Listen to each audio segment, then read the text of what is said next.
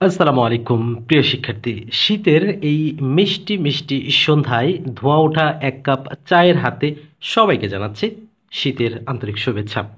আশা করি এই শীতের মৌসুমে আপনারা সবাই নতুন উদ্যমে নতুন অনুপ্রেরণার বার্তা নিয়ে শুরু করছেন আপনাদের চাকরির প্রস্তুতি। আর আপনারা যারা চাকরি প্রস্তুতি নিচ্ছেন তাদের জন্য আমরা নিয়ে এসেছি আজকের এই স্পেশাল ক্লাসটি। স্পেশালি আমরা যদি বলি ১৯তম শিক্ষক নিবন্ধনকে কেন্দ্র করে যারা ১৯তম শিক্ষক নিবন্ধন প্রস্তুতি ইতিমধ্যে নেওয়া শুরু করেছেন তাদের জন্যই আজকের ক্লাসটা হতে যাচ্ছে ভেরি ভেরি স্পেশাল। সো বেশি কথা না বাড়িয়ে শুরু করি আমাদের আজকের গুরুত্বপূর্ণ ক্লাস। আর আজকের ক্লাসে আমরা আলোচনা করব ওই সকল গুরুত্বপূর্ণ টপিকস এবং প্রশ্নগুলো যেগুলো বরাবরের মতো নিবন্ধন পরীক্ষায় এসেই থাকে। আপনাদের এই চাকরি জীবনের কষ্ট পরিশ্রম অত্যন্ত দ্রুত পরিসমাপ্তি ঘটে আপনাদের প্রত্যেকে একটি করে কর্মসংস্থানের ব্যবস্থা হোক এই প্রত্যাশা জানিয়ে শুরু করছি আমাদের আজকের স্পেশাল ক্লাস ১৯তম শিক্ষক নিবন্ধনের ৩১ নম্বর ক্লাসটি। বাংলাদেশের ভৌগোলিক অবস্থান কি বা কতটুকু বা কোনটি, এইখান থেকে 100% একটা প্রশ্ন আসবে, অর্থাৎ ভৌগোলিক অবস্থান থেকে। তাহলে আমরা জানি বাংলাদেশের ভৌগোলিক অবস্থান হচ্ছে ৮৮°১' থেকে ৯২°৪১' পূর্ব দ্রাঘিমাংশ। এই বিষয়গুলো খুব ভালোভাবে ক্লিয়ার কনসেপ্ট করে নেবেন। বাংলাদেশের সর্বপ্রাচীন জনপদ কোনটি? সর্বপ্রাচীন জনপদ হিসেবে খ্যাত, এটা আমরা অসংখ্যবার আমাদের কমিউনিটিতে দিয়েছি, এটি হচ্ছে পুন্ড্রবর্ধন তথা মহাস্থানগড়।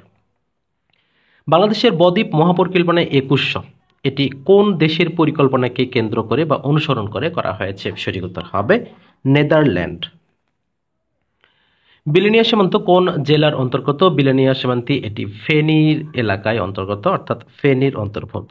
প্রিয় শিক্ষার্থী, আপনাদের জন্য জানিয়ে রাখি আমরা ইতিমধ্যে আমাদের যারা দ্বিতীয় দফায় আমাদের ১৯তম সাজেশনটি বা শর্ট সাজেশনটি অর্ডার করেছিলেন গতকাল আপনাদের সবাইকে পাঠানো হয়েছে, আগামী ২-৩ দিনের মধ্যে হাতে পেয়ে যাবেন। আর আপনারা এখনও যারা আমাদের এই শর্ট সাজেশনটি সংগ্রহ করেন নাই খুব দ্রুত সংগ্রহ করে নিতে পারবেন। আমরা এতটুকু নিশ্চয়তা আপনাদের দিতে পারছি যে আমাদের এই শীটটি যদি আপনারা ভালোভাবে শেষ করেন আপনার প্রিলিমিনারি পাস করা নিয়ে কোনো সংশয় থাকবে না ইনশাআল্লাহ।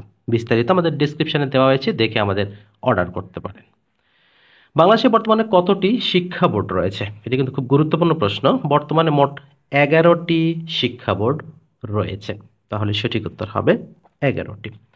১৯৭১ সালে ৭ মার্চ বঙ্গবন্ধু শেখ মুজিবুর রহমান প্রদত্ত ভাষণটি ইউনেস্কো কত তারিখে বিশ্ব প্রামাণ্য ঐতিহ্য হিসেবে ঘোষণা করেছিল? এটি ৩০ অক্টোবর ২০১৭ তারিখে এটি ঘোষণা করেছিল। বর্ধমান হাউস কোথায় অবস্থিত? বর্ধমান হাউস অবস্থিত ঢাকাতে। দেশের প্রস্তাবিত গভীর সমুদ্র বন্দর কোথায় হওয়ার কথা বা কোথায় হবে? এটি কিন্তু সোনাদিয়াতে হওয়ার কথা। বিশ্বের সবচেয়ে বড় অর্থনৈতিক জোট কোনটি? সবচেয়ে ঝামেলাযুক্ত যে জিনিসটি সেটি হচ্ছে এই প্রশ্ন। কেউ বলে WTO, কেউ বলে ইউরোপীয় ইউনিয়ন। আসলে কোনটি হবে সঠিক উত্তর? যখন অর্থনীতি কথাটা যুক্ত থাকবে তখন মনে রাখবেন এটা অবশ্যই অর্থনীতির সাথে যুক্ত, সুতরাং এটি হবে ইউরোপীয় ইউনিয়ন। যদি বাণিজ্যিক কার্যক্রমের সাথে যুক্ত থাকে তখন সেটি হবে WTO, অর্থাৎ অর্থনৈতিক ইউরোপীয় ইউনিয়ন, বাণিজ্যিক হবে WTO। প্রোগ্রাম থেকে কপি করা ডাটা সংরক্ষিত থাকে কোথায়? এটাও ঝামেলাযুক্ত, কেউ বলে র্যাম, কেউ বলে ক্লিপবোর্ড। কোনটি হবে সঠিক উত্তর? মূলত কপি করা ডাটা সংরক্ষিত থাকে ক্লিপবোর্ডে, এটি হবে সঠিক উত্তর।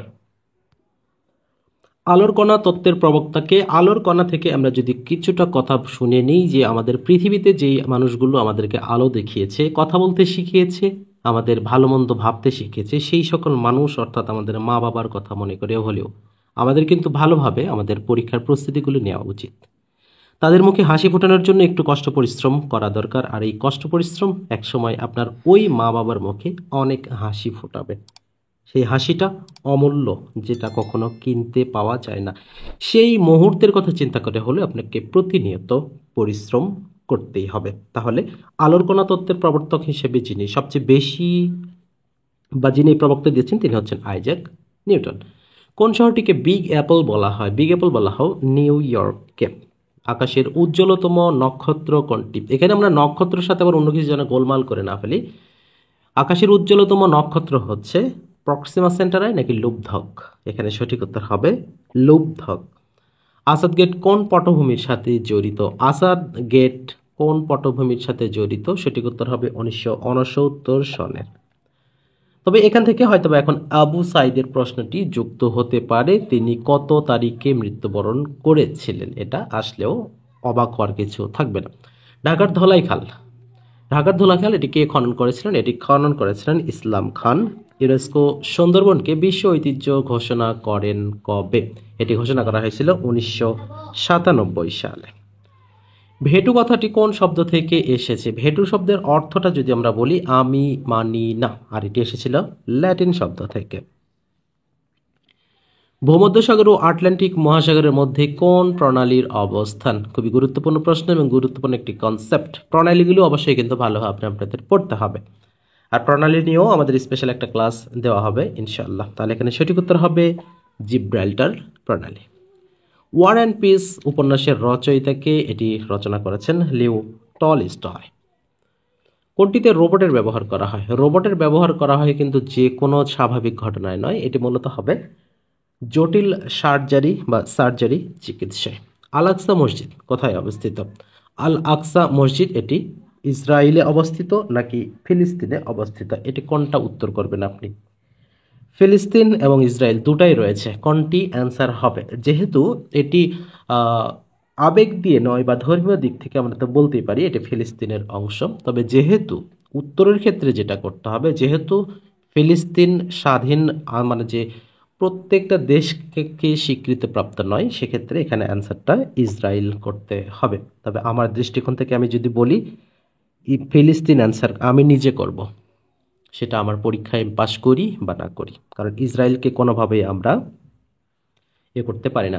আমি জানি না আমার এই ভিডিওটি মনিটাইজ করা যায় কি না, বা এই ভিডিওটা ব্যানও হতে পারে। তবে এখানে আমরা ইসরায়েলকে এখানে সঠিক অ্যান্সার বলে গণ্য করছি। ওকে, পৃথিবীতে সবচেয়ে মূল্যবান ধাতু কোনটি? পৃথিবীতে সবচেয়ে মূল্যবান ধাতু যদি বলা হয় সেটা হবে প্লাটিনাম। দেহ বৃদ্ধিকারক হরমোন কোনটি? দেহ বৃদ্ধিকারক হরমোন হিসেবে এটা কিন্তু অনেকেই থাইরক্সিন বলে থাকে, কিন্তু আসলে না, থাইরক্সিন এটা হবে না, এটা হবে সোমাটোট্রফিন। হ্যাঁ, সোমাটোট্রফিন হবে রাইট অ্যান্সার। উচ্চ ফলনশীল শস্য উৎপাদনে কোন প্রযুক্তি ব্যবহার করা হয়? মূলত উচ্চ ফলনশীল শস্য উৎপাদনে ব্যবহার করা হয় জেনেটিক ইঞ্জিনিয়ারিং এই প্রযুক্তিটি।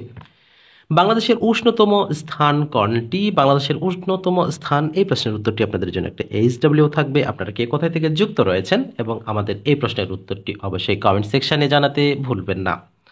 আমাদের গত ক্লাসে যারা কমেন্ট করেছিলেন তাদের মধ্যে রয়েছেন জুবাইর রহমান পাবনা থেকে, নুরুন নাহার বাগেরহাট থেকে, সুরাইয়া নাটোর থেকে।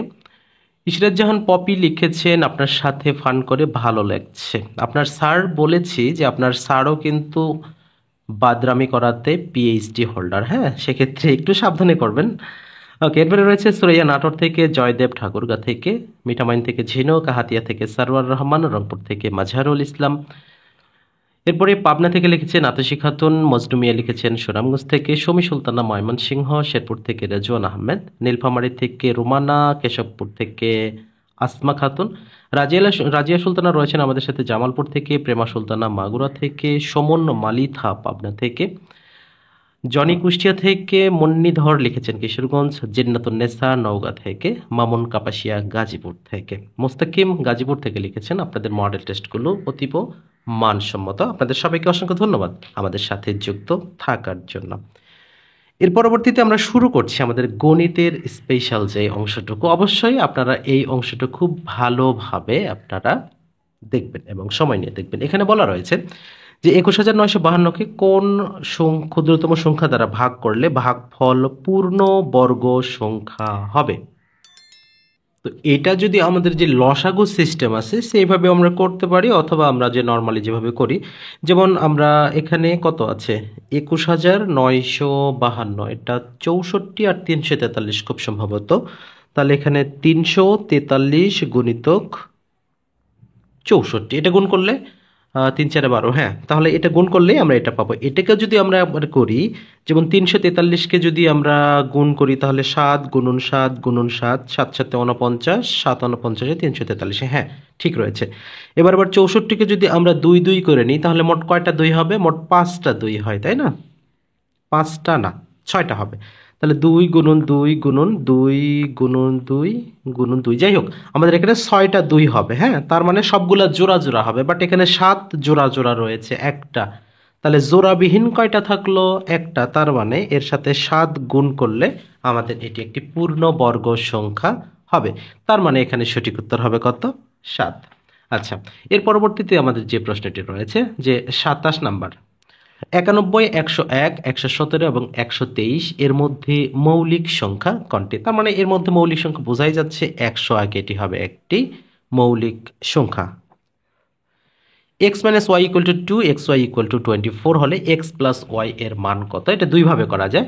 এটা প্রথমভাবে আমরা যদি বলি সূত্রের মাধ্যমে সেটাও করতে পারি, আবার সূত্র ছাড়াও করতে পারি। সূত্র ছাড়া কিভাবে আমরা করব? যে এমন দুটো সংখ্যা নিতে হবে যার যোগফল হবে 2, বিয়োগফল হবে 2, গুণফল হবে 24। তাহলে 4 এবং 6 যদি আমরা নেই তাহলে 6 প্লাস 4, 6 ইন্টু 4, তাহলে 4 6 24, এবং 6 মাইনাস 4 ইকুয়াল টু 2, তার মানে এই দুটো হলো কিনা? এবারে 6 আর 4 যদি যোগ করি তাহলে অ্যান্সার হবে 10। যেহেতু আমাদের অপশনে 10 রয়েছে, এটাই করব রাইট অ্যান্সার। এখন প্রশ্ন আসতে পারে যে অপশনে তো প্লাস মাইনাস 10 আছে, আপনি তো শুধু 10 বললেন, তাহলে অ্যান্সারটা কি হলো? হ্যাঁ, অ্যান্সারটা হলো আমরা যখন সূত্র অনুযায়ী করব বা সূত্র ব্যবহার করে করব তখন রুট ওভার হবে, অর্থাৎ 100কে আমরা রুট ওভার করব, তখন প্লাস মাইনাস 10 হবে অ্যান্সার। এই জন্য প্লাস মাইনাস 10টাকে রাইট অ্যান্সার করতে হবে। আর আমরা যে টেকনিকটা করে দিলাম এই টেকনিক করলেও কিন্তু সেম একই রেজাল্ট আসবে। এরপর 29 নম্বর যেটা বলা রয়েছে যে cubic root a equal to root 5 হলে এ এর মান কত? তাহলে এখানে এ এর জায়গায় যদি আমরা 5 রুট 5 বসাই তাহলে কিন্তু আমরা মানটা কত হবে? রুট 5 হবে। এরপরে লিখছে লগ 2 রুট 5 ও তার উপরে পাওয়ার হিসেবে রয়েছে 400 বা 400, এর মান কত? তাহলে এখানে 2 রুট 5, তাহলে এখানে 2 রুট 5 এর উপরে যদি পাওয়ার হিসেবে আমরা 4 নিই তাহলে কিন্তু 400 মিলে যাবে। তখন আমরা যদি একটু ক্যালকুলেশন করে আপনাদের বুঝাই, যেমন এখানে লগ 2 রুট 5, তাহলে যেহেতু এখানে আমাদের 400 আছে তাহলে এখানে আমাদের রুট 2 রুট 5 যেহেতু ভিত্তি আছে, আমাদের এখানেও এটাও পাওয়ারটাও সেই রকম বানায় নিতে হবে। তাহলে 2 রুট 5 এর উপর 4 নিলে তাহলে 2 এর উপর 4 মানে কত হচ্ছে? 16 হচ্ছে। আর এখানে রুট 5 এর উপর 4 আছে, তার মানে এখানে আমরা ক্যালকুলেশন যেটাই করি না এখানে 400 হচ্ছে। তখন 4টা সামনে আসলো, তখন লগ 2 রুট ভিত্তিক 2 রুট 5 হলে এর মানটা হয়ে যাচ্ছে কত? 1। তাহলে ওভারঅল মিলে অ্যান্সারটা কত হলো? 4 হলো। তাহলে এখানে সঠিক উত্তর হবে 1। এম এর মান কত হলে x square plus x minus m একটি পূর্ণ বর্গ হবে? তাহলে পূর্ণ বর্গ হতে হলে আমরা কি করব? এ প্লাস বি টোটাল স্কোয়ার বা এ মাইনাস বি টোটাল স্কোয়ার এর মানের মধ্যে ফেলাতে হবে। তাহলে এখানে আমরা যদি -1/4 যদি নেই এম এর পরিবর্তে তাহলে এটা কিন্তু সঠিক হয়ে যাবে, অর্থাৎ তখন এখানে +1/2 টোটাল স্কোয়ার করা যাবে। দুটি সংখ্যার অনুপাত 3:2 এবং তাদের গসাগু 4 হলে সংখ্যা দুটির লসাগু কত? এই জাতীয় অঙ্ক অসংখ্যবার শিখিয়েছি। দুটো গুণ করবেন, 3 দুগুণে 6, 4 6 24, 24টা হবে সঠিক উত্তর। এরপরে আমাদের যেটি রয়েছে এবিসি ক্রমিক সমানুপাতি হলে নিচের কোনটি অবশ্যই সঠিক হবে? যখন এবিসি ক্রমিক সমানুপাতি হবে তখন এটা নর্মালি একটা সূত্র রয়েছে, বি স্কয়ার সমান এসি বা সিএ। একটি খুঁটির দৈর্ঘ্য 20 মিটার, এর ছায়ার দৈর্ঘ্য কত মিটার? উন্নতি কোণ 45 ডিগ্রি হবে। আচ্ছা, এর ছায়ার দৈর্ঘ্য কত মিটার হলে উন্নতি কোণ 45 ডিগ্রি হবে? তাহলে যেহেতু খুঁটির দৈর্ঘ্য 20 মিটার, তাহলে এখানে আমরা যদি 20 মিটারই ধরি, ছায়ার দৈর্ঘ্যটাও যদি 20 মিটারই ধরি, তাহলে উন্নতি কোণটাই কিন্তু অনায়াসে 45 ডিগ্রি হয়ে যাবে। বাট এটা তো মুখের কথা, ক্যালকুলেশন কিভাবে করবো, রাইট? ওকে, আমরা ক্যালকুলেশনে যাব। তাহলে এখানে খুঁটির দৈর্ঘ্য বলা আছে কত? 20 মিটার, যেটা উচ্চতা বা লম্ব আকারে আমরা ধরতে পারবো। এরপরে এখন আমাদের চেয়েছে কি যে ছায়ার দৈর্ঘ্য, ছায়ারটা কি হবে? আমরা যেটা ভূমি এটা হবে ছায়া আর এটা হবে, তাহলে এটা কত আছে? 20 রয়েছে, এটা আমাদের বের করতে হবে, এটা একটা। তাহলে এই যে আনুপাতিক একটা চিত্র অঙ্কন, তাহলে এটা অতিভুজ, এটা লম্ব, এটা ভূমি। ওকে, তাহলে আমাদের কি বলা আছে, এখানে কি কি দেওয়া আছে, আমাদের এই যে খুঁটির দৈর্ঘ্য তার মানে লম্ব দেওয়া রয়েছে, আর ছায়ার দৈর্ঘ্য বের করতে হবে, তার মানে কি ভূমি দেওয়া আছে। তাহলে লম্ব ভাগ ভূমি সমান আমরা কি জানি, ট্যান হয় কত ডিগ্রি, 45 ডিগ্রি। আমাদের অঙ্ক হয়ে গেল যে এখানে এখন ট্যান 45 ডিগ্রি ইকুয়াল টু লম্ব ভাগ ভূমি। ওকে, তাহলে আমাদের লম্ব কতটুকু রয়েছে এটা এখন আমাদের দেখতে হবে। লম্ব রয়েছে 20, আর ভূমি ভূমি কত, ভূমি তো আমরা জানি না, তার মানে এটা এক্স ধরে নিলাম। আর ট্যান 45 ডিগ্রির মান কত, 1, তার মানে এক্স আমরা ক্রস গুণন করলে এক্স এর মান কত হলো, 20 হলো, তার মানে কি ভূমি আমরা এক্স ধরলাম, তার মানে এটি হবে সঠিক উত্তর। একজন মাঝি দাঁড় বেয়ে 15 মিনিট 15 কিলোমিটার যেতে এবং সেখান থেকে ফিরে আসতে তার 4 ঘন্টা সময় লাগে। সে স্রোতের অনুকূলে যতক্ষণ 5 কিলোমিটার যায়, স্রোতের প্রতিকূলে ততক্ষণে 3 কিলোমিটার যায়, তাহলে স্রোতের বেগ কত? তাহলে এই অঙ্কটা যদি আমরা ক্যালকুলেশন করি, হ্যাঁ, তাহলে ক্যালকুলেশনটা অনেক বড় ক্যালকুলেশন করতে হবে। তবে এখানে নর্মালি এই জিনিসটা চিন্তা করেন যে 15 কিলোমিটার যেতে সেখান থেকে আসতে 4 ঘন্টার সময় লাগে, এতটুকু রাখেন। মূল কথাটা কি বলছে যে স্রোতের অনুকূলে 5 কিলোমিটার যতক্ষণ যায়, স্রোতের প্রতিকূলে ততক্ষণ যেতে তার সময় লাগে 3 কিলোমিটার। মানে এখানে দেওয়া আছে যে সে একই সময়ে 3 কিলোমিটার যায়। তাহলে এই 5 কিমি আর 3 কিলোমিটার পার্থক্যটা করুন তো কতটুকু হচ্ছে, 2, আর এই 2টাই হবে আমাদের স্রোতের বেগ। তাহলে আমরা এখানে কিন্তু সঠিক উত্তর করছি, 2 কিলোমিটার হচ্ছে স্রোতের বেগ। একটি দ্রব্য x% ক্ষতিতে বিক্রি করলে যে মূল্য পাওয়া যায়, 3x% লাভে বিক্রি করলে তার চেয়ে 18x টাকা বেশি পাওয়া যায়। তাহলে এখানেও আমাদের দাম কত বা ক্রয় মূল্য কত, এটাও আমরা যদি চাই যে আমরা অপশন ধরে করতে পারবো, সেটা করা যায়। এবং তাহলে এখানে যদি আমরা এইভাবে ধরি যেমন x% ক্ষতি, বাট কত পার্সেন্ট ক্ষতি আমরা কিন্তু এটা জানি না। তাহলে এখানে আমরা নর্মালি যদি অপশন আমাদের কি চেয়েছে এটা একটু খেয়াল করবেন, অঙ্কগুলো ভালো করে বুঝবেন। সবচেয়ে প্রধান কথা যে কি চেয়েছে, কি দেওয়া আছে, কি বের করতে হবে। এই কয়টা জিনিস যদি ভালোভাবে আপনি করেন তাহলে অঙ্কটা আপনার 80% হয়ে গেল প্রথম দেখাতে, রাইট?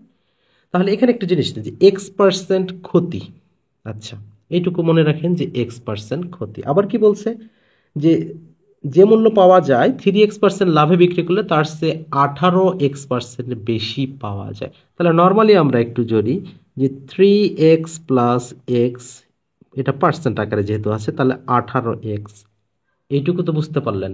তাহলে 4x সমান কি হবে, 4x% সমান কি হবে, 18x। ওকে, তাহলে এখন যদি আমরা এখানে নর্মালি এই চিন্তাটা করি যে এখানে উভয় পক্ষ থেকে যদি আমরা 2 দ্বারা ভাগ করে দিই, তাহলে আমরা এখানে একটু করে দিচ্ছি যে এখানে 4x% ইকুয়াল টু কত আছে, এখানে 4x% ইকুয়াল টু কত, 18x।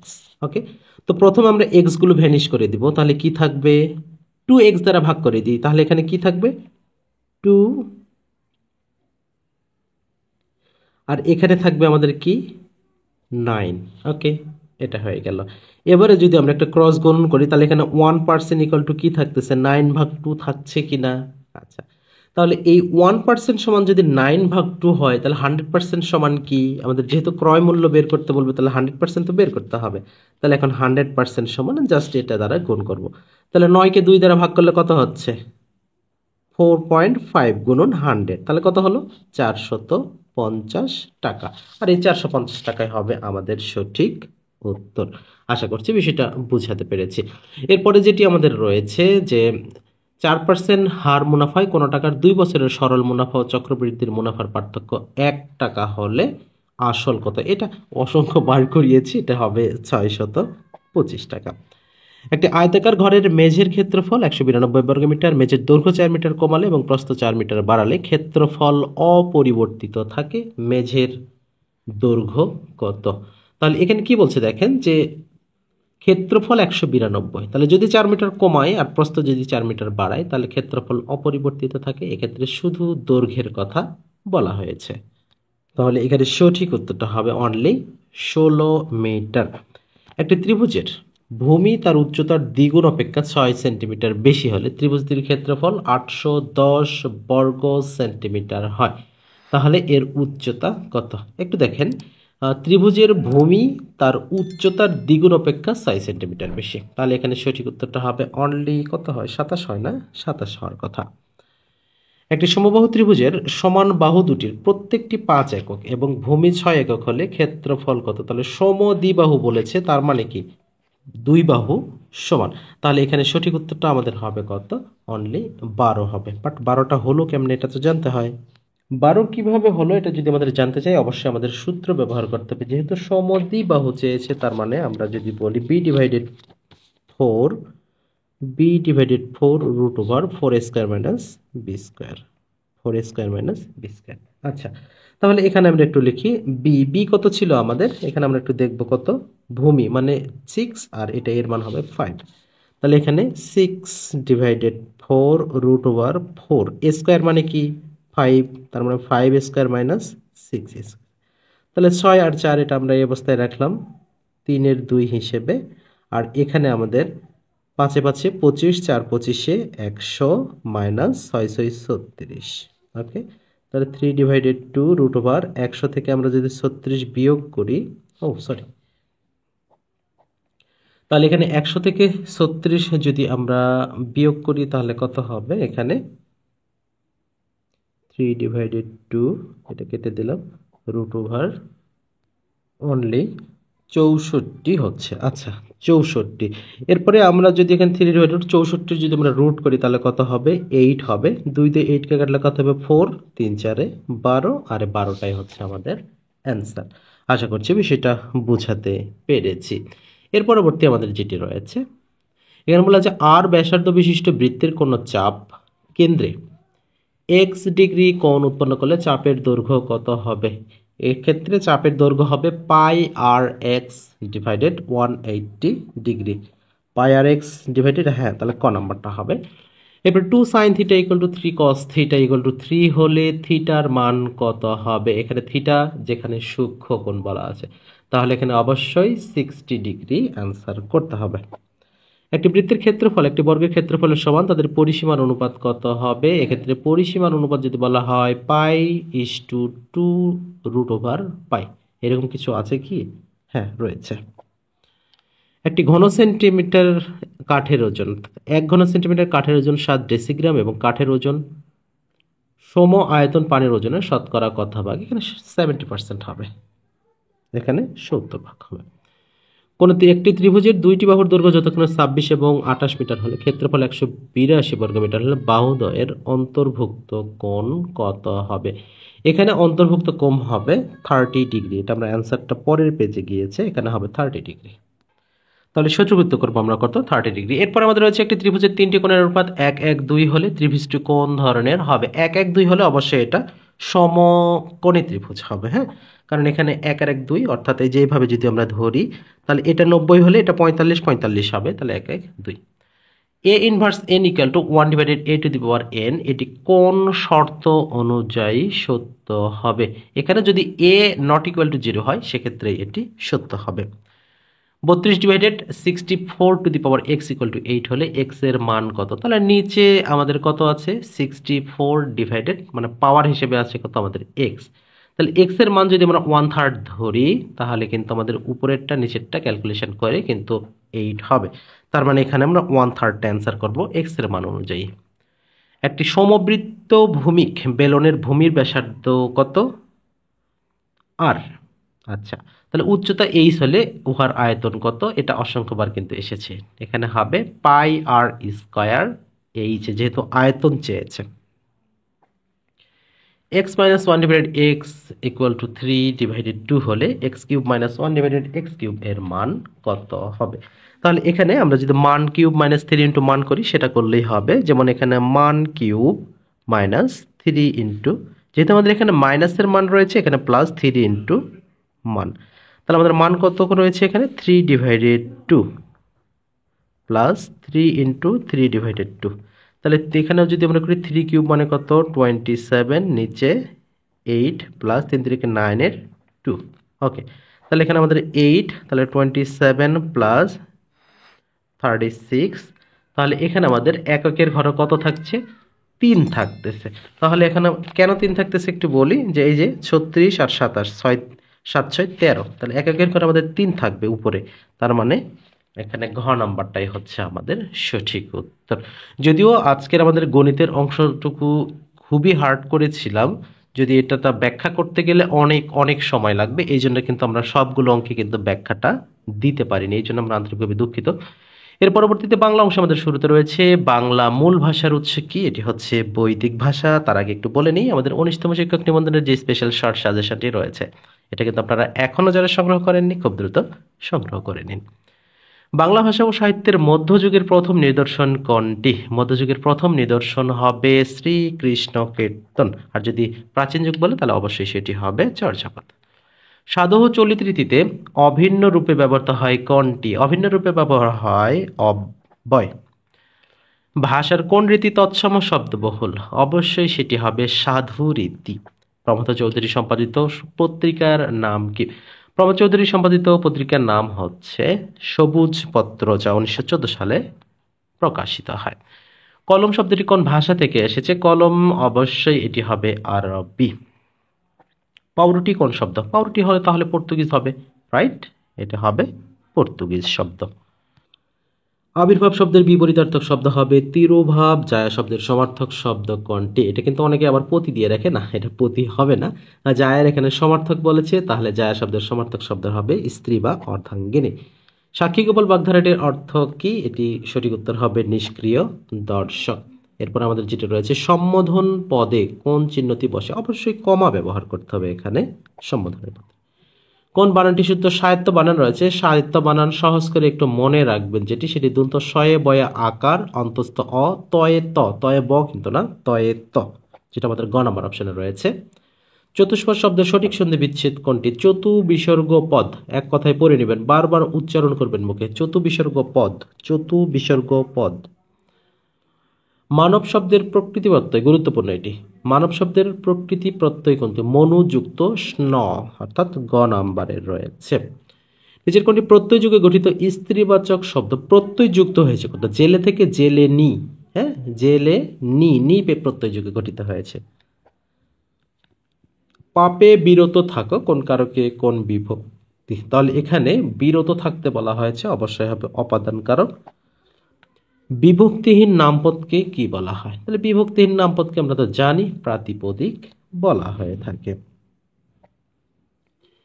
উপপদ তৎপুরুষ সমাসের উদাহরণ কোনটি? ছেলে ধরা, ছেলেদের ধরা বা ছেলেকে ধরা, এটি হবে উপপদ তৎপুরুষ সমাস। সমাসবদ্ধ পদ কোনটি? সমাসবদ্ধ পদ এখানে যদি বলা হয় সারপত্র, এটি হবে সমাসবদ্ধ পদ।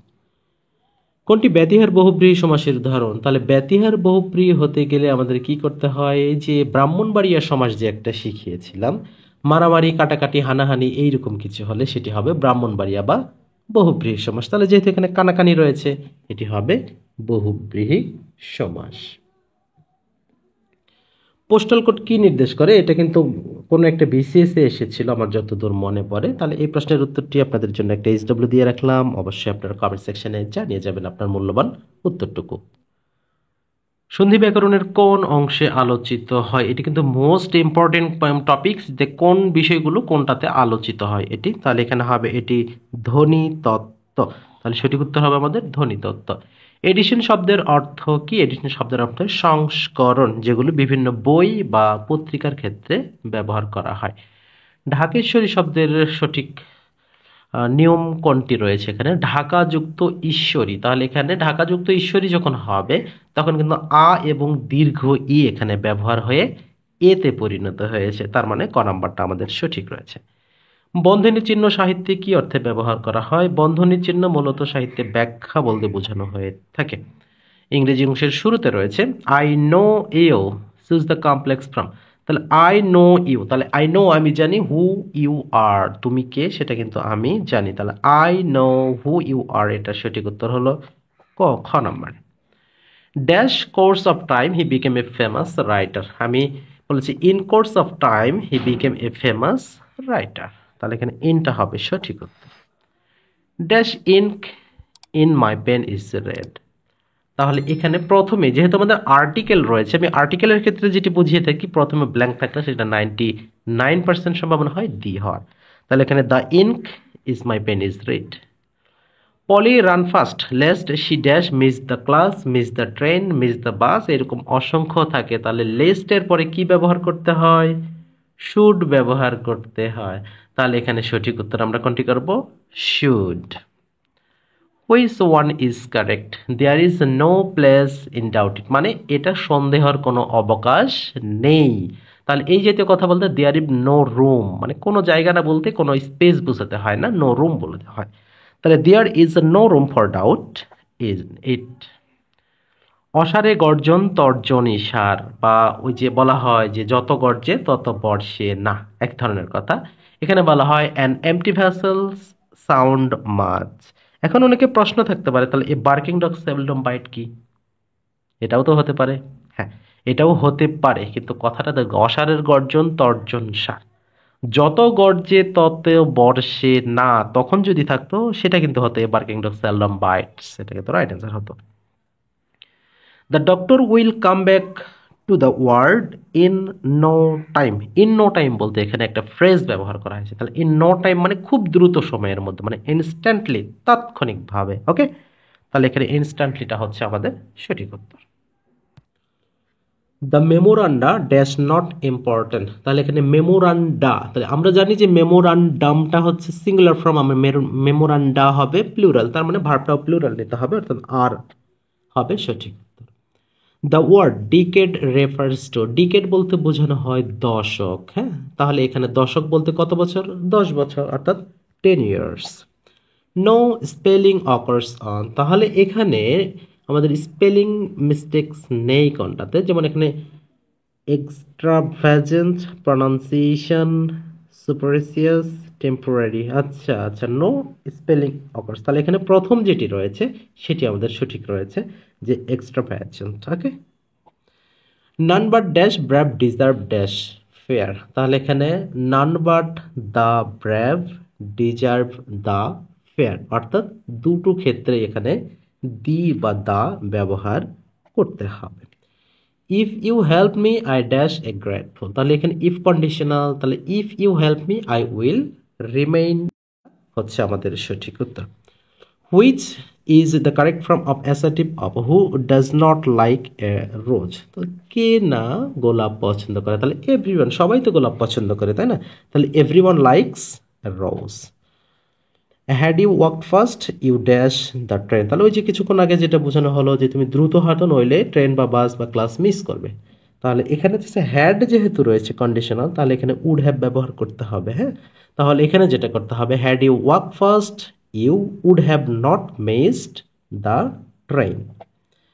গাছে এখনো ফল ধরে নাই, তাহলে এখনো ফল ধরে নেই যদি বলা হবে, তাহলে এখানে ব্রন ফ্রুট কথাটা ব্যবহার করতে হয়। তাহলে the tree has not yet borne fruit. The word heritage refers to, heritage বলতে কি বোঝানো হয়ে থাকে? হেরিটেজ বলতে মূলত বোঝানো হয়ে থাকে ঐতিহ্য, তাহলে এখানে ট্রেডিশন কথাটা আমরা ব্যবহার করতেই পারি। The price of mango is high in our country dash we turn this land into a mango orchard. তাহলে এখানে আমরা কি ব্যবহার করতে পারি? তাহলে এখানে the price of mango is high in our country, তাহলে এখানে হোয়াট এভার বা হোয়াট ইফ ব্যবহার করতে পারি। হ্যাঁ, তাহলে what if we turn this land into mango orchard. Ignorance is obstacle dash progress, তাহলে এখানে আমরা সঠিক উত্তর হিসেবে যেটা ব্যবহার করব সেটা হলো টু। তাহলে ignorance is obstacle to progress, তাহলে সঠিক উত্তর হচ্ছে two. Very few insects are busy as to a bee, তার মানে যতগুলো পতঙ্গ রয়েছে তার মধ্যে সবচেয়ে বেশি ব্যস্ত কে থাকে? মৌমাছি থাকে। তার মানে a bee is busier than most other insects. কেন মোস্ট আদার এখানে ব্যবহার করা? কারণ ভেরি ফিউ দ্বারা শুরু হয়েছে, তার মানে কম্পারেটিভ করতে গেলে অবশ্যই এখানে মোস্ট আদারের ব্যবহারটা কিন্তু করতে হবে। তাহলে এখানে সঠিক উত্তরটা হিসেবে আমরা নেব কোনটি? যে a bee is busier than most other insects. 50 miles dash not a long distance, তাহলে এখানে 50 মাইলস অনেকগুলো হলেও এটাকে কিন্তু সিঙ্গুলার ভার্ব দিয়ে প্রকাশ করতে হবে, অর্থাৎ 50 Miles is a not a long distance. He came home yesterday, তাহলে এখানে ইন্টারোগেটিভ করলে কোনটি হবে? তাহলে এখানে ভালো করে একটু খেয়াল করবেন যে হি কেম হোম ইয়েস্টারডে, তাহলে ডিডের ব্যবহার করতে হবে যেহেতু পাস্ট অবস্থায় রয়েছে। তাহলে ডিড হি কেম, তখন আর কেম হবে না, তখন কি ব্যবহার করতে হবে? কাম ব্যবহার করতে হবে। Did he come home yesterday, সে কি গতকাল বাসায় এসেছে? ওকে, তাহলে এটাই হবে আমাদের সঠিক উত্তর। দ্য ভার্ব ফ্রম ডেঞ্জার, ডেঞ্জারের ভার্ব ফ্রম যদি করতে বলি তাহলে এখানে কোনটি হবে? তাহলে সঠিক উত্তর করবো আমরা ইন ডেঞ্জার। যেমন কর্ম তেমন ফল, দ্য ট্রান্সলেশন ইজ, তাহলে এটার ট্রান্সলেশন কি হবে? এখানে প্রথমে যেটা আছে all the glitters is not gold, চকচক করলে সোনা হয় না। As you sow so you reap, যেমন কর্ম তেমন ফল। A stitch in time saves nine, তারপরে রয়েছে the more you work the more you get. আচ্ছা, এরপরে আমাদের সর্বশেষের দিক থেকে 2 নম্বরে রয়েছে যে চুজ দ্য কারেক্ট অ্যান্সার। তাহলে এখানে কারেক্ট অ্যান্সার যেটা বলা হচ্ছে I will avail myself of the opportunity, প্রথমটাই ঠিক রয়েছে, আর আমাদের নতুন করে খোঁজার প্রয়োজন হলো না। At last the antonym of vice, vice এর অ্যান্টিনিয়মটা আমাদের জানতে হবে। ভাইস শব্দের অর্থ যদি আমরা বলি যে অনৈতিকতা বা অনৈতিক কোনো গুণকে কিছু বলা হবে, আর ঠিক এর বিপরীত যদি বলি আমরা ভার্চু, তার মানে এখানে সৎ গুণ পুণ্য এই জাতীয় কথাটা আমরা এখানে অর্থের ক্ষেত্রে ব্যবহার করতে পারি। প্রিয় শিক্ষার্থী, আপনারা যে যেখান থেকে যুক্ত ছিলেন আমাদের আজকের এই গুরুত্বপূর্ণ ক্লাসে, সবাইকে অসংখ্য ধন্যবাদ জানিয়ে আজকের ভিডিওটি এখানে শেষ করছি। দেখা হচ্ছে আগামীকাল আরও একটা গুরুত্বপূর্ণ ক্লাসে। সে পর্যন্ত আল্লাহ পাক সবাইকে অনেক ভালো রাখুন, সুস্থ রাখুন, এই প্রত্যাশা জানিয়ে বিদায় নিচ্ছি। আল্লাহ হাফেজ।